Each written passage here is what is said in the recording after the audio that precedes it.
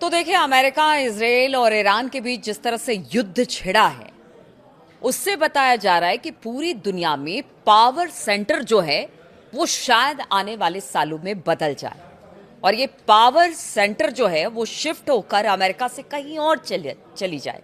आज बात इसी पर होगी। नमस्कार, मैं हूं नीलू।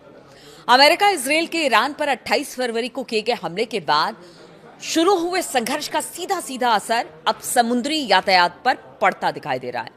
यानी हम हॉर्मूज की बात कर रहे हैं और बाकी जलमार्गों की बात कर रहे हैं। खाड़ी देशों से होने वाली एनर्जी सप्लाई में रुकावट ने दुनिया के एक बड़े हिस्से को, खास तौर पर एशिया में ऊर्जा संकट पैदा कर दिया है।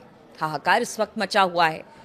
इसने रूस को अपने तेल के लिए नए खरीदार तलाशने का अवसर भी दे दिया है। यानी आप देखिए, आपदा में भी अवसर रूस के लिए है, क्योंकि एशिया में इस वक्त जबरदस्त संकट है। क्योंकि एशिया के ज्यादातर मुल्क, ज्यादातर देश इन्हीं खाड़ी देशों से तेल और गैस की सप्लाई करते हैं। इसलिए कहा जा रहा है कि अब सबकी निगाहें जो हैं वो रूस की तरफ है। एक्सपर्ट को लगता है कि ये रूस के लिए एशिया में प्रभाव मजबूत करने का एक बड़ा मौका बन सकता है। ये डोनाल्ड ट्रंप के लिए चिंता का सबब बन सकता है। साउथ चाइना मॉर्निंग पोस्ट की रिपोर्ट के मुताबिक साउथ ईस्ट एशिया के आसियान देशों की सरकारें हॉर्मुज स्ट्रेट संकट से हुए फ्यूल की कमी को पूरा करने के लिए रूसी तेल और गैस की ओर रुख कर रही है। क्योंकि देखिए, ये युद्ध कितना लंबा चलेगा। युद्ध अगर खत्म भी हो जाता है तो इसके बाद की स्थिति क्या होगी, इन सभी बातों पर चिंता ये एशियन देश कर रहे हैं। इसीलिए सबके निगाहें रूस की तरफ हैं। एनालिस्ट का कहना है कि रूसी फ्यूल के लिए होड़ एक बड़ा सवाल खड़ा करती है। सवाल यह है कि क्या मॉस्को इमरजेंसी एनर्जी सप्लायर के तौर पर अपनी शॉर्ट टर्म भूमिका को वहां लंबे समय तक असर में बदल सकता है। सवाल यही है। Association of south east Asian यानी कि आसियान देशों ने घरेलू रिजर्व को मजबूत करने के लिए रूस से फ्यूल सप्लाई की और इसके लिए उन्होंने रूसी तेल ट्रांजैक्शन के लिए अमेरिका की कुछ समय की पाबंदियों में छूट का इस्तेमाल किया। हालांकि यूक्रेन में अपनी लड़ाई को लेकर रूस लगातार पश्चिमी देशों की पाबंदियों में बना हुआ है। यानी सैंक्शन अभी भी पश्चिम देश के जो सरकारें हैं वो लगा रही है रूस पर तरह तरह के सैंक्शन, ताकि वो आर्थिक तौर से कमजोर हो और युद्ध से बाहर निकल आए यूक्रेन की। मनीला के think tank international development and security cooperation के जो प्रेसिडेंट हैं चेस्टर कैबलिजा का कहना है कि Malaysia, Indonesia, Vietnam, Philippines, Myanmar सहित जो आसियान सदस्यों के जो देश हैं वो रूसी तेल की मांग करने से सप्लाई चेन को मजबूत बनाने के लिए क्षेत्रीय गठबंधनों को नया आकार मिल सकता है। यानी अगर इतने सारे देश रूस से तेल खरीदते हैं तो आप समझिए, जो रूस की आर्थिक स्थिति यूक्रेन के युद्ध के बाद से खराब हो गई थी वो काफी हद तक सुधरेगी, ऐसा मानना है एक्सपर्ट का। कैल्पसा का मानना है कि रूस इस इलाके में एनर्जी लाइफलाइन के तौर पर अपनी भूमिका का इस्तेमाल आसियान में प्रभाव सुरक्षित करने के लिए एक मौके के तौर पर कर सकता है। और इसके लिए मौका है क्योंकि हॉर्मुज स्ट्रेट के बंद होने से इस पूरे इलाके में दबाव है, जो अपनी आधी से ज्यादा तेल और गैस की जरूरतों के लिए खाड़ी देशों पर निर्भर है।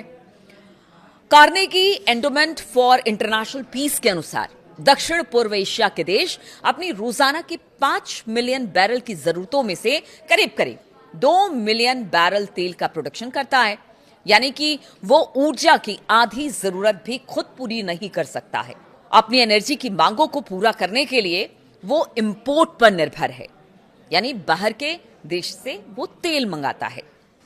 आसियान के नेता खाड़ी संकट के कारण हुई एनर्जी की कमी को दूर करने और डील करने के लिए मॉस्को का दौरा कर रहे हैं और ये लगातार हो रहा है, क्योंकि मैंने जैसे पहले ही कहा कि युद्ध कितना लंबा चलेगा, युद्ध के बाद की स्थिति क्या होगी, शांति हो भी जाती है तो यहां पर क्या स्थितियां बनेंगी, इन सब के मद्देनजर जो आसियान देश के देश है वो कहीं ना कहीं रूस का दौरा कर रहा है।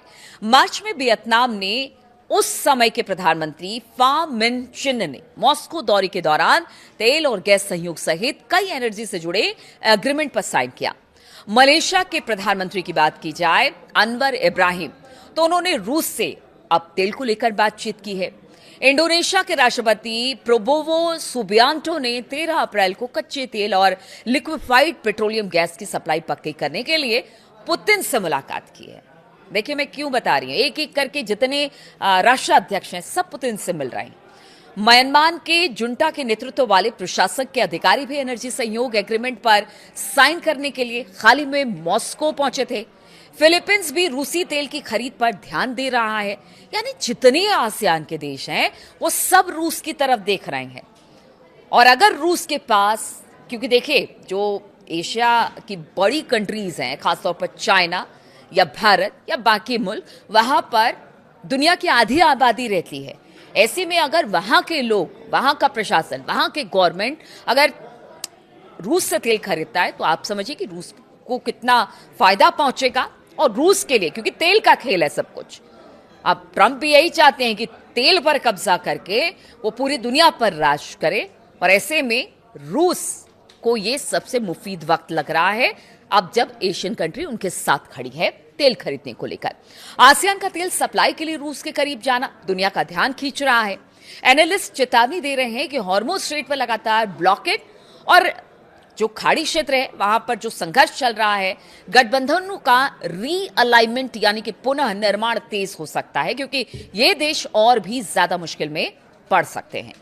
कैल्ब्जा कहते हैं कि खाड़ी में मौजूद संघर्ष नया वर्ल्ड ऑर्डर बनाने का संकेत हो सकता है।